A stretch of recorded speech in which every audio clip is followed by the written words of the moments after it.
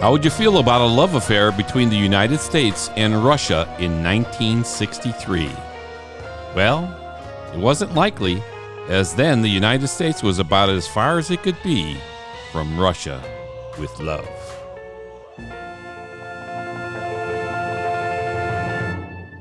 This is Tom Pizzato. And Dan Silvestri. From SpyMovieNavigator.com, the worldwide community of spy movie fans. Spy movie podcasts, videos, discussions, and more. So join us now as we search for the love in From Russia with Love. We're splitting this podcast into two different podcasts, right? Because it's a little longer than we like to go. We're trying to keep these things 30 to 40 minutes in length. And so we're going to split this up into parts. So the first thing we're going to do is part one of the movie. We're going to take you about halfway through the movie, and then we'll do part two. Yeah. From Russia with Love was Ian Fleming's fifth James Bond 007 novel, which was published in 1957. But it's EON Productions' second James Bond 007 film, which came out in 1963. And when Fleming wrote the novel, the Soviet Union had not yet launched Sputnik, which was the first satellite ever put into space. But by October 4th, 1957, Sputnik was successfully launched, which began the official space race between the Soviet Union and the United States. So, the subject matter of this film, From Russia with Love, was very much on top of people's minds because we didn't know what was going to happen in the world now between the United States and the Soviet Union. I love how EON Productions and Ian Fleming actually took these current events, yes, and turned them into magic. Yeah. I mean, all this kind of stuff of what would happen in space, even though this film is not about space, it had that tension built now between the Soviet Union and the United States, and that's what this film is about, the tension between these two superpowers and the beginning of the space race between the U.S. and the Soviet Union. So it was another great choice, like you said, by EON Productions to do this film in 1963. The movie is all about James Bond heading to Istanbul to attempt to retrieve the Lecter, which was the top secret Russian decoding machine. Now, the Lecter was actually based on the actual decoding machine called the Enigma during World War II. I mean, it helped the Allied forces win the war when Britain's Ultra organization broke the German code. Right. Actually, in May 9th, 1941 is when the U-boat U-110 was captured, and they got the Enigma machine, the cipher codes, the cipher books, and stuff like that, which helped them break the code. Yeah, but that's when it happened. So the Lecter actually was based off of that machine. Yes. In fact, when Tatiana talks about it in the movie, she's really describing pretty much the way the Enigma machine was set up. Yeah. Now, in Fleming's original book, the Lecter was called Spectre. Now, since they'd used Spectre for Blofeld's organization, it was kind of hard to use that also as this machine. So they renamed it for the film. They renamed it the Lecter. Now, the truth about the Ultra, the Enigma decoder, and Ian Fleming's role in these activities wasn't revealed until 1975, when the British wartime secrets were first declassified.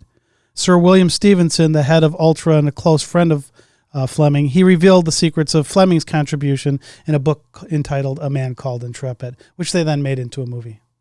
Okay. Yeah, as an aside, this guy who lived next door to my mother, Admiral Gallery, I think it was Daniel Gallery, he captured the U-505 German U-boat in 1944, and he was towing it back to Bermuda, I think, and we didn't want the Germans to know we had the Enigma machine since 1941, so they were getting a little, I think they got a little miffed at Admiral Gallery for towing it on the surface, and everybody could see it. But it ended up no one found out that we had it. And now that U-boat, the U-505, is actually at the Museum of Science and Industry in Chicago, and I've been on it. That's cool. Pretty cool. Yeah. You got to love how history comes around, and we get to touch it. Yeah. From Russia with Love is the second EON production film. It's just outstanding. This is one of my top favorite films, any spy film, and I think a lot of people in the world think From Russia with Love is one of the best spy movies around. Certainly one of the best Bond ones. Yeah, it has one of the best stories. I mean, that story holds without all the fantastic stuff you see later in the Bond series. Great screenplay, great cast. You got Lottie Lenya playing Kleb. She's great as that. She is terrific. And you've got Pedro Armendariz playing Karen Bay. Just terrific actors in this thing, and the story just unfolds beautifully. So we love this story. And there's if you go on our website, there's a 2-minute trailer that shows you the whole, kind of sets you up for the whole movie. It's worth watching. It's terrific. It'll refresh your memory as all the tremendous scenes, action scenes, and theatrical shots that are in this film. It's great. And some of the stuff that now you'll see for the next 5 decades in Bond films. The villains are true villains, from Red Grant, Kronstein to Rosa Klebb, and of course Blofeld, who has people obeying orders in fear of death. Now, this film actually introduced the concept of the pre-title sequence into the Bond series, because they didn't have one in Dr. No. It's one of the most intriguing pre-title sequences. The mood is dark, the setting is dark, and we see Bond pursued by an agent. I'm not sure who the agent is, but he's being pursued.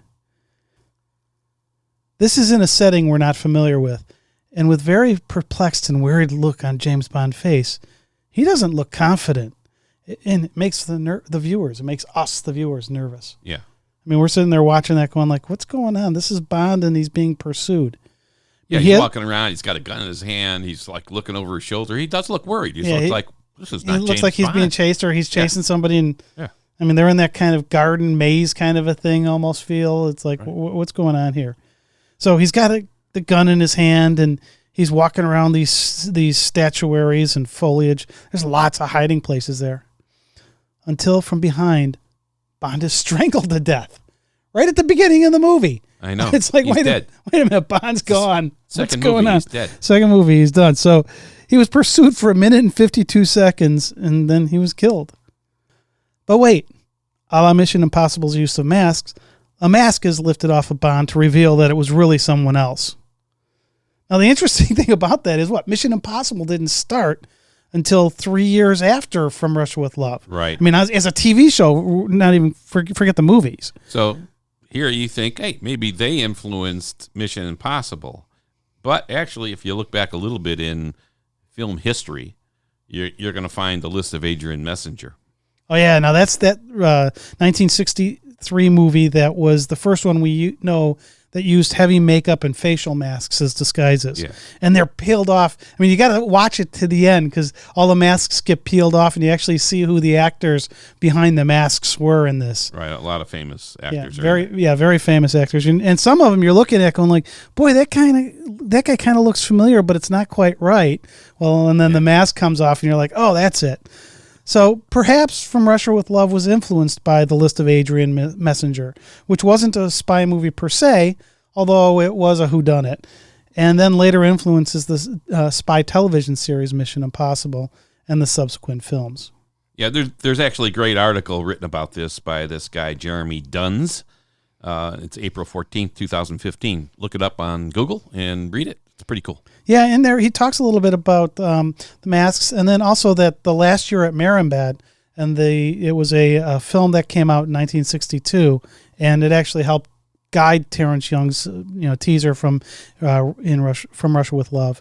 I mean, it's actually in that movie. There's the Greek statues. There's the garden. You've got the whole suspense around that type of a setting was released just a year earlier on that in The Last Year at Marienbad.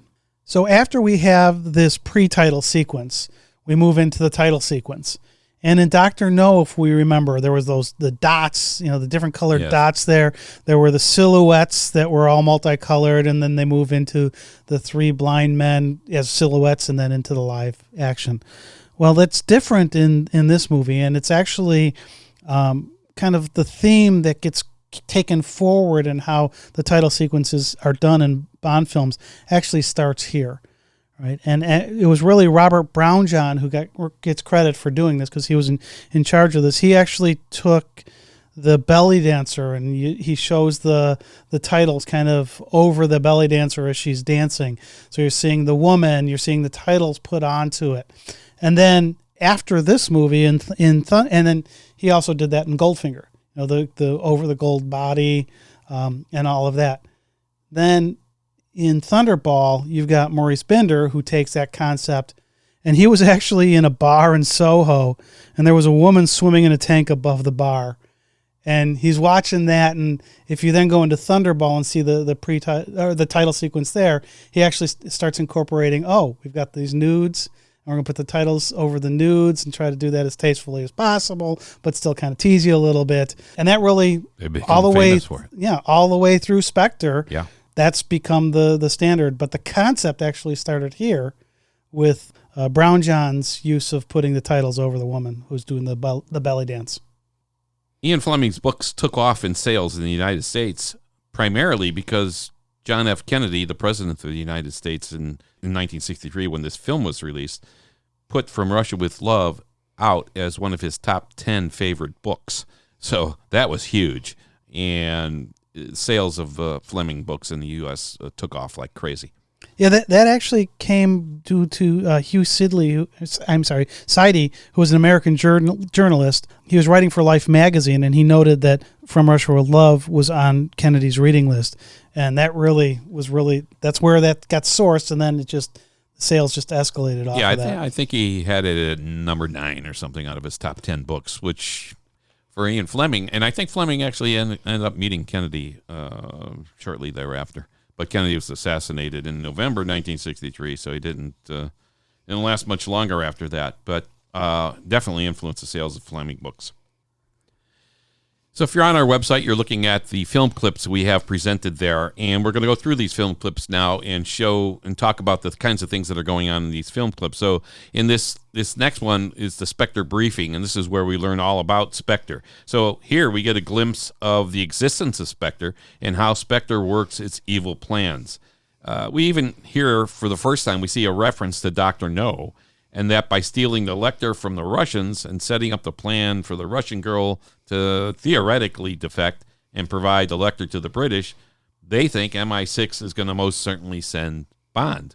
I love how they actually do that reference back to Dr. No, because it's like, okay, this is a series of films, right, based on a series of books, and you don't see that a lot where they actually tie back to a previous movie. Yeah, I loved it too. I thought it was a great. Again, this is the first time they're doing this kind of thing. I mean, there have been other series and stuff like that, but here you're referring back to the first movie, and you're like, oh, yeah, I remember that. And it kind of ties things together in a nice little bundle. And so here you're thinking that, and we already know they know about Bond because the pre-title sequence, Spectre is training to kill Bond. So for a secret agent, everyone knows about it. It's kind of weird. It's not very secret. It's not very secret. But they're training to kill Bond in the pre-title sequence. So Spectre's very much aware of it, and they want revenge. For Bond killing Dr. No, they're going to trap him here and get him and take care of Bond here. So in this clip, you're going to see number 1, which you don't really see his face. You just see his hands stroking the white cat. And it was Anthony Dawson who was doing the hands, but you don't see his face. And Kronstein is number 2, and Rosa Klebb is number 3. So this is high level planning to get the Lecter and to kill James Bond. And that white cat, introduced here for the first time. Yeah. You see the cat, you see him throughout, and you see him anytime Blofeld's actually mentioned in a Bond film. Right, and when he's actually there, even in Spectre. Yeah, I mean it's great. The attention to detail in this little scene is terrific, and it's a nice little setup for the rest of the film. And so they have a really, really good sense in production of sets and design and so on. And Pinewood Studios outside of London always they build fabulous sets. Yeah, and you get into this room here where this briefing is, and it's like, okay, it's a great set. Yeah, but in this film too, they get a lot of stuff on location, which is cool. So Istanbul and everything else. So it's kind of fun. So this is a great clip. Take a look at that, and it's fun. Well, actually, one of the things about this clip is if you look at the scenario they're setting up, where Spectre is going to bring in a Russian person, right, Tatiana. Yes, they talk about bringing her in. She actually works for the Russian government at the time. Yes. Right. So they're going to bring her in, and they're kind of playing off the Russians against the British, and kind of being in the middle. They use that in a lot of their plots. So in The Spy Who Loved Me later on, you've got the Anya Asimov, right? She's sent to Cairo to find the Spectre trader who's putting the tracking system in the open market. And each agent in that one thinks the other is behind the hijacking. And here it's Spectre setting it up so that Spectre's actually doing the manipulation, but it's really pitting Russia against Britain, kind of faking it side out. In the next clip we're going to look at, you're going to see that obviously Kleb is not working for Russia anymore, even though Tatiana thinks she's going to be working for the Russians. She's working for Kleb, and Kleb is actually Inspector now. And so this whole mystery thing is being built from this scene forward. Exactly. So it's kind of cool. Our next clip is Tatiana and Kleb have a meeting. Now, Kleb is the head of operations for SMERSH, at least that's what Tatiana thinks. So we get to see the behind-the-scenes plan for getting the Lecter. Tatiana, she works for the Russian government. She thinks Kleb is still the head of SMERSH. And it's set in the Grand Bazaar in Istanbul. And you can still find this building. It's an inn now that was used for this meeting. And it's always great to go to those sites and see that stuff. It's fun. Right? And so the set details make the movie the most believable, and the locations feel very, very real because they are real places in some cases. I love the lighting in this scene. It's just spectacular. Yep, absolutely. And this scene really sets up the rest of the movie with these two characters, and they're going to appear at the very end of the movie as well together. And the atmosphere really shows at the moment. Tatiana is definitely not in control, right? Yeah. And the cat walking past her adds the intrigue and dark atmosphere, as does that creaking door you hear. Yeah. The cat walking past her just reminds you of Spectre and the cat and Blofeld, and it's a little hint there. Yep, and you hear that creaking floor, and then creaking door. And then Robert Shaw, Red Grant, he's watching her enter, and you're like, what's going on here? Right? There's some intrigue here. Now, Colonel Kleb with the threatening baton and whip in her hand, which if I was Tatiana, crop thing or whatever it was, that was definitely not a comfortable meeting for Tatiana. No. Right? Kleb demonstrates she's in complete control, and she reinforces that after Tatiana makes some mark about making love to Bond, and if I refuse, and she says, if I refuse to do this, Kleb says, then you will not leave this room alive. Yeah, that's great. I mean, this is a definitely uncomfortable thing, right? So here you see Kleb, and there's been a lot of articles written about this, that perhaps she had same-sex tendencies, lesbian tendencies. You'll see really 4 things here that would reinforce that. First of all, she says, "You're a fine-looking girl." She says that when she sees her. It's like, okay. Then you see her touching Tatiana's knee, and you can see how uncomfortable Tatiana is. Oh, the look on her face as she's looking away, trying to ignore this situation. Yeah. It was really powerful. That's really something when she touches her knee. A lot of good dynamics there. Thirdly, she puts her hand on Tatiana's right shoulder. She touches her again. And then lastly, she touches Tatiana's hair and neck. It's like, okay, there's something going on here. Where's this going? They're not going to tell us what's going on here, but hey, behind the scenes and a lot of articles, and I think maybe even in the book it kind of hints that she might be a same-sex tendency type person there. Well, I mean, Fleming was not opposed to writing about, forms of homosexuality. No. You've got this, you've got Winton Kid. Right. But here in the film in 1963, this wasn't like out there a lot in films. No, absolutely not. So that's why they kind of hinted at this here, but well, there's 4 big hints in this. Yeah, this is the first one, but again, I'm going to go into Diamonds, right? In Diamonds with Winton Kid. Oh, yeah. Right. It's the same thing. They downplay it a little in the movie, but it's there. Yes. So here, this scene was filmed in Istanbul as well, but I think it was still in the same area as the Blue Mosque. I think it was around the corner from there. And the exterior of the building was definitely Istanbul. Yeah, absolutely. The next scene is the scene with the briefcase, and it's our introduction to Q. Right, first time we actually meet Q. A smart piece, smart-looking piece of luggage. Yeah, the smart-looking piece of luggage. And Q's played by Desmond Llewellyn here, obviously. So Bond gets called into M's office. You've got to love the scenes where Bond gets called into M's office. And he gets the details of his assignment to go to Istanbul to go get the Lecter. We see Q Branch, the quartermaster, for the first time. And this scene with Q is one of my favorite scenes in any Bond movie because you just have to love Q. You got to love Q. You see the guy, he's there. He's really matter of fact of this is this, this is this, this is this, as he's explaining how the different pieces that are part of the briefcase work. And it's just, he's matter of fact and just kind of like, yeah, of course, just do this. Yeah. Right. The funny thing is Desmond, and he said, yeah, my agent called me and said, hey, there's a part in a Bond movie. You want that thing? He said, yeah, okay, all right. And in real life, he was not technical. He knew nothing about technology and stuff. He was like, so anyway, go ahead. Yeah, so you see him, and you just got to love it. I mean, he's a special character throughout the film series, and it's just great to see him here. And he does give Bond a rather smart-looking piece of luggage, which, of course, as all of his gadgets do, will come in very handy. And from here on out, we see that Q is very much in tune with what field agents need. Now, this briefcase actually shows up, or a similar one, shows up later in the movie when Red Grant kills Nash. And as they're walking to the train, he's walking holding this briefcase up a little bit. Good thing it doesn't actually have the same countermeasures in it that Bond's does. But he's holding that briefcase as he's walking up, kind of signaling to Bond that he's Nash. Yeah, well, it was a standard issue. That was going to be standard. So the other MI6 agent had it, who Grant killed.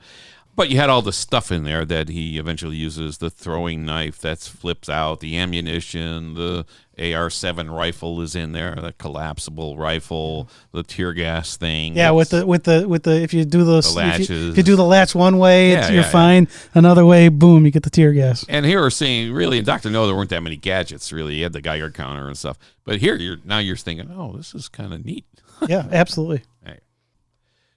So Bond gets his assignment here. He's got to go to Istanbul because we have this agent, Tatiana, who's going to perhaps give him this Lecter. And so they're going to take the chance and go. It may be a trap, they think, whatever, but he's going. So in this next clip on our site, and here we're going to talk about, it's Bond leaving for Istanbul, and he comes out of M's office.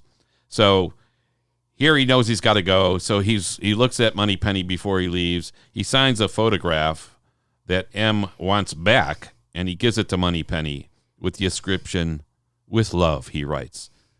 And then above it he puts, "From Russia," which is kind of neat. It's like, okay, that's a great little setup for the film's title. Yeah, it's a great way to introduce that film title into it. Yeah. And I just, the fact that it's almost an afterthought. It's "With love." Yeah. Oh wait, "From Russia." From with Russia. Love. Yeah. And so that kind of softens his little love thing with Moneypenny. But you look at Moneypenny's face, and she's looking longingly at Bond. Like she does that a lot. She often does. And all the Connery movies have that playful interaction between the two. I think that it was the best playful interaction between Moneypenny and Bond in any of the Bond films with Connery. I think it was great. It's a very tightly written scene, reinforcing this rendezvous with Tatiana Romanoff and the mission to get the Russian Lecter. And working the title in the movie, I thought was clever. So it's, again, brilliant piece of writing here to get the viewer absolutely hooked. And one of the many reasons From Russia with Love is a fan favorite. So you see him landing at the airport in Istanbul. And we're again left with unknowns, as there's a suspicious man following him out of the airport, the Bulgarian, as we later find out, and another in a car observing Bond. So we'll grow to know both of these roles very precisely and very soon. And so, as in Dr. No, a driver is sent for him, but this time, through validation through a spoken code, it's an ally and not an adversary. Should have had that in Dr. No. Yeah, a little code thing would have been good, right? Now, the Bulgarian, he's got just such a great face. Yes. And it's like you're looking at going like, who the heck is that guy? Now, there's actually a story I'm going to tell a little bit later about a clip they had to cut from the movie because of this guy. And so I'll talk about it a little bit later. Oh, okay. All right. So Bond makes it to his hotel safely, but he's tailed, and he checks into room number 32. He quickly searches for bugs, of course, and finds one behind a painting. And as if one bug is not enough, he keeps looking for more. He looks at the chandelier, the crystal chandelier. He kind of spins it around a little bit, and then he checks the phone with an electronic device, another little gadget. Yeah, absolutely. Which was kind of neat. Now one of the things I love about this is it takes what they did in Dr. No of the spy stuff, right? Not gadgetry. I mean, he has a gadgetry to read the fact the phone's bugged, but he's checking around the room. And Dr. No, he does the thing where he pulls his hair out and sticks it on the door, so and he's got the talcum powder, and that's all that spy type stuff that happens. And unfortunately, we lose a little bit of that as the series progresses. Well, it's the believability thing. All these gadgets, even these gadgets here so far that we've seen, are believable gadgets. We have a whole podcast coming up on gadgets and the believability of the gadgets, and that's going to be fun to do. But it's that how much can you stretch and your willing suspension of disbelief go with this? But this scene isn't about the gadgets. Yeah, he's got the reader to tell that the phone's tapped, but that's actually fairly common spy type stuff. Yeah. And it's the searching for the bugs. It was the use of the talcum powder in Dr. No. That's not really gadgety stuff. Yeah, it's right? not That's gadgety. just it's like you're what trained. A spy is going to do. You're trained to do that. So, of course, he's not going to stay in this room, so he calls for another room, and he says the room's not satisfactory. I think he says the bed's too small. It's not big enough. The bed's too small. Okay, what does that mean? I don't know. Not going there. So he's switching rooms. So the scene shows again the mystery of who's following him and the thoroughness, again, that 007 exhibits in his execution of his duties here. So between Dr. No and From Russia with Love, we're beginning to learn, and we're learning about who James Bond is.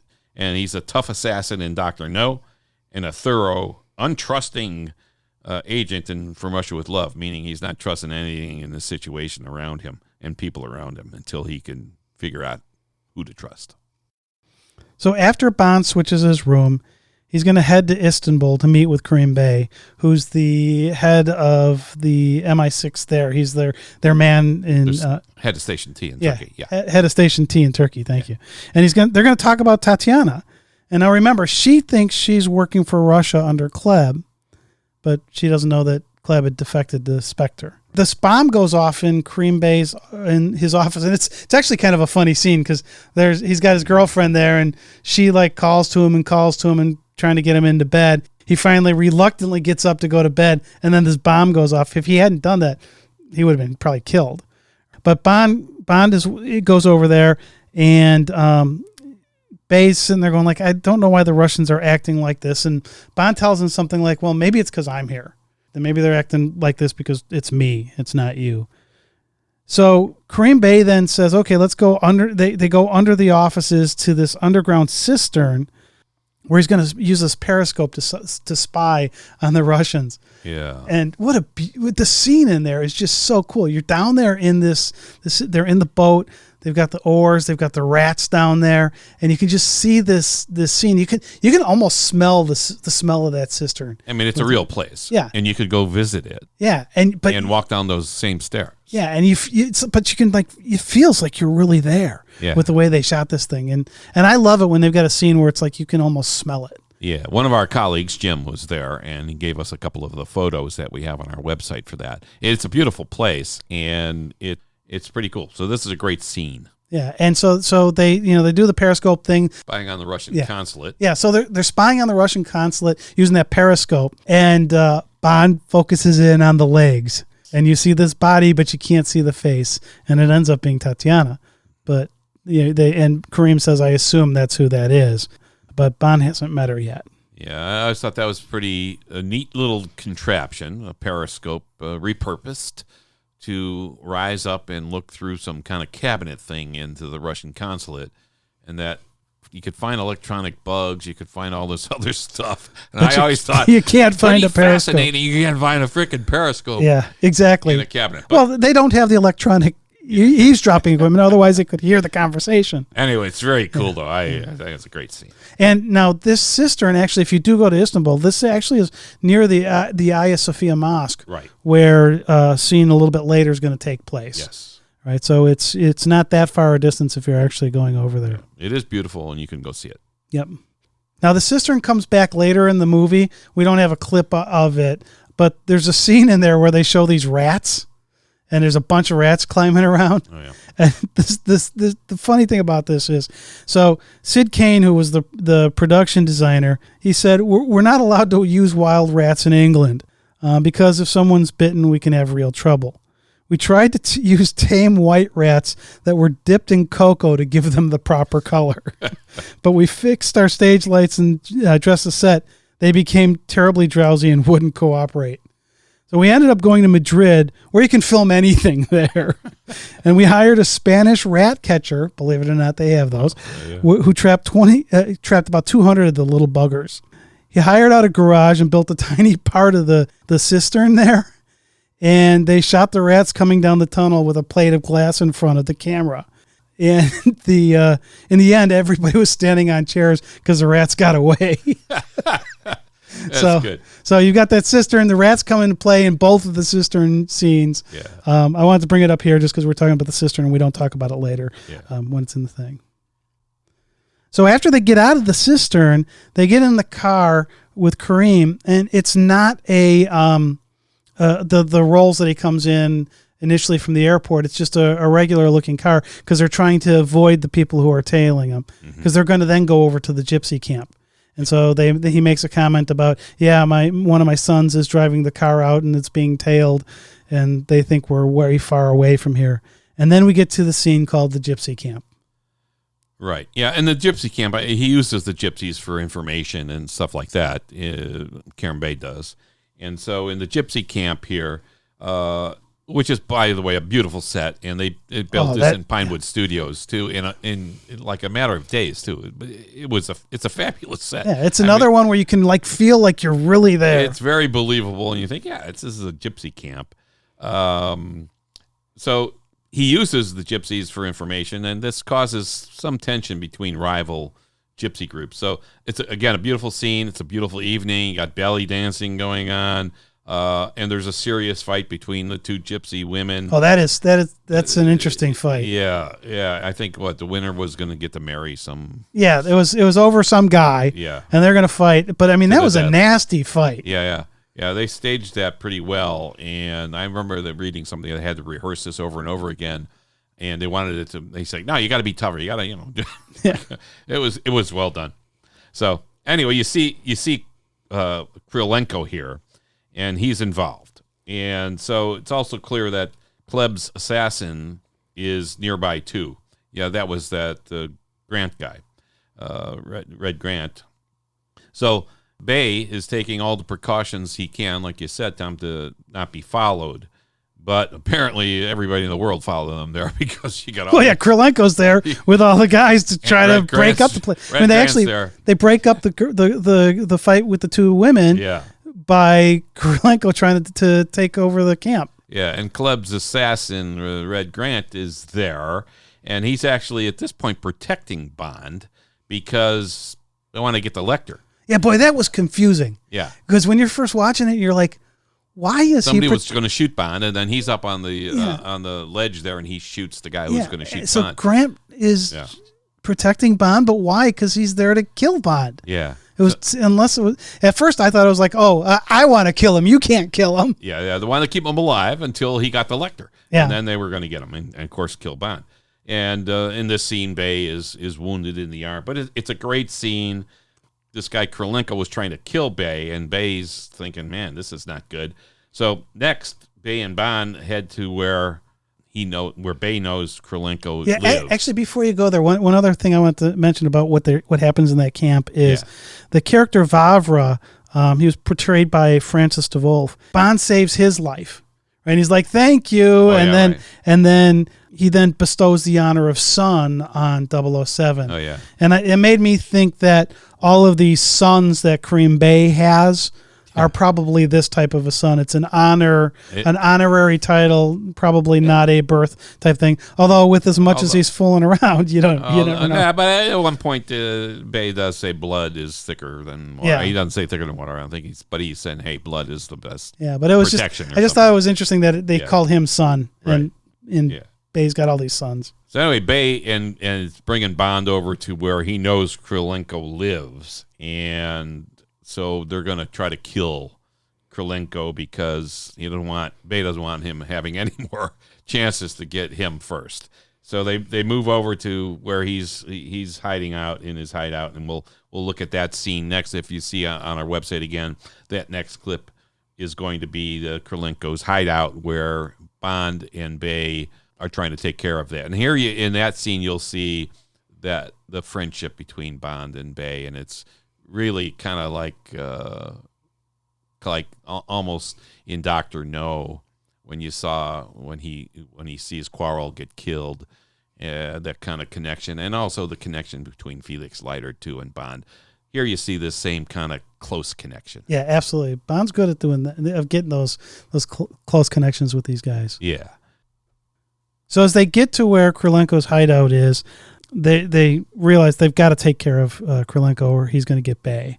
So Bay's sons, of course, as we mentioned a minute ago, that everybody seems to be one of Kareem's sons. Yeah. They're the security police. There's the scene where they kind of step back because they're not sure who's walking by. Oh, it's my sons. Yeah. Right. It's a touching scene, like you said. It shows this closeness between Bond and Bay. And it also highlights how much Bond and MI6 agents are actually assassins in the field. Yeah. Right? Oh, yeah. And in this scene is an assassination of Krylenko. There's no holding back. This scene is there to get rid of Krylenko, and it's perfectly done. Now, Krylenko gets killed because he comes out of this door that's in this poster on the side of the building. Right. And the poster is actually for a Bob Hope and Anita Ekberg movie called Call Me Buana, which was actually, if you look at the poster, it actually says it was produced by Albert R. Broccoli and Harry Saltzman. Yeah. He And did a lot of films. So in the book, it was actually the 1953 movie called Niagara with Marilyn Monroe. Right, with Marilyn Monroe. But they wanted a little extra publicity for Call Me Buana. It didn't help. That movie did not do well. Yeah. But again, in this scene, you've got this Krylenko comes out of the mouth of Anita Ekberg. From As the poster. security police ring the bell, he's trying to escape through a secret hatch through the mouth of this thing on the side of the building. Yeah, and so he's coming out, and then Kareem shoots him. Yeah. And he falls to his death. Yeah, and that's the AR-7 rifle that's in Bond's briefcase, this smart piece of luggage, is what he's using for that kill. Yeah, and that gun gets used a lot in movies. It's been in a couple of Bond movies, but in this particular one, I mean, in real life, the AR-7 was a .22 caliber rifle, which you probably wouldn't use for an assassination. And as they shoot Krylenko here, you could see, well, okay, maybe this little bullet didn't kill him, but the fall certainly would, because it's like 3 stories or 4 stories down. Yeah, and for a gun that's .22, there seemed to be a lot of recoil on it. when Bay shoots it, he actually pulls back a lot. 22 doesn't have much kick at all. Well, he had a wounded arm, though. Well, that's true. So, I'm going to give him a break there. He got wounded at the gypsy camera. Well, that's true. Yeah. All right, the next scene here, we're going to look at where Bond gets his new room, because, of course, the room in his hotel was bugged, remember? So he's going to get this suite. And so he goes into the new suite, and he finds that Tatiana Romanoff is in his bed.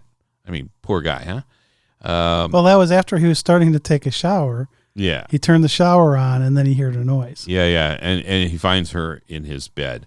And so this is the first time they actually meet. And boy, did she look resplendent laying there in that bed. She looked good. Daniela Bianchi, that was a great choice. Yeah. And she looks spectacular. She still looks good. She's good. So they meet, and then she says to him, I love this. She says, I think my mouth is too big. And Bond says, it's the right size.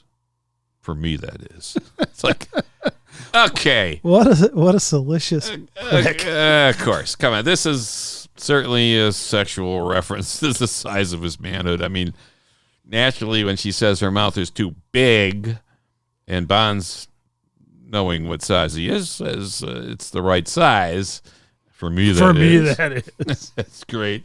You can't get more direct than that. I mean, think about this. If she thought her mouth was too small and she said that to him, what do you think Bond would be saying? Is it the right size for me? No, I don't think so. Exactly. So it's clever.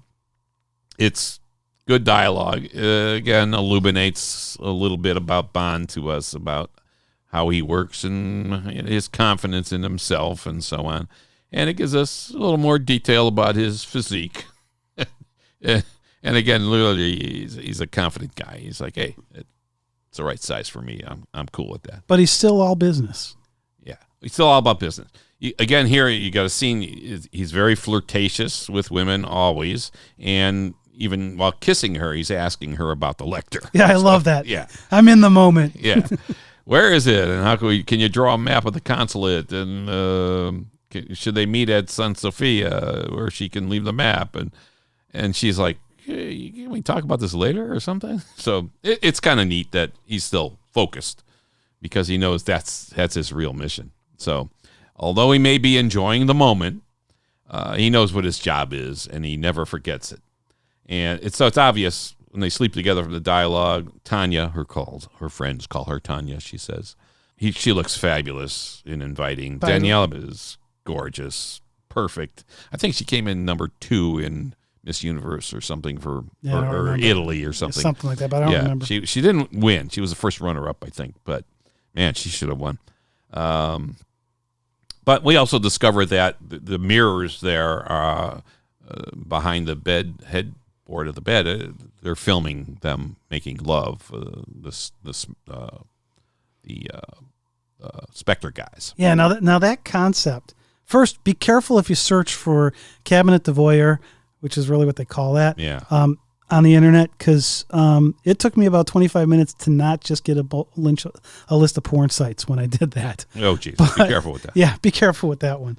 But there's some other movies that actually use this to great effect. One of Robert Ludlum's novel, The Osterman Weekend, that's actually a main part of that thing, is they filmed an indiscretion happening from a hidden camera, and then what happens from them. You've got that movie Sliver, where they've got all the hidden cameras throughout the whole building, kind of creepy stuff, right? Where this is being used. American Beauty, the guys across the window filming into the other house. Yeah, well, Bond thought this was creepy too, because he says at one point, "Who would do such a thing like that?" Exactly. Yikes. So, I mean, that whole concept is actually used in. I mean, even Revenge of the Nerds.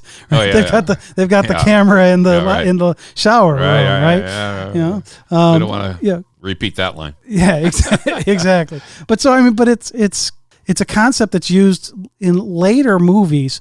I haven't seen it used in anything prior to From Russia with Love, though. Yeah, I haven't either. And it's a great scene. And again, it just shows you Bond wants the Lecter, and he's willing to do whatever he has to do to get it. Yeah, whatever hardships. Such a sacrifice. Yeah, whatever hardships to be in bed with Daniela Bianchi. Yikes! But it's clear in this scene that that's what he's after. The Lecter, not Daniela Bianchi, not Tatiana. And apparently it is the right size. So yep. Well, there's even that scene with Kareem. She's going to go along with it. Where Kareem Bey, where Bond says, all I need is to get the Lecter, and Kareem says, that's all you need. And Bond's like, yeah, well, whatever. Yeah. Anyway, he's working.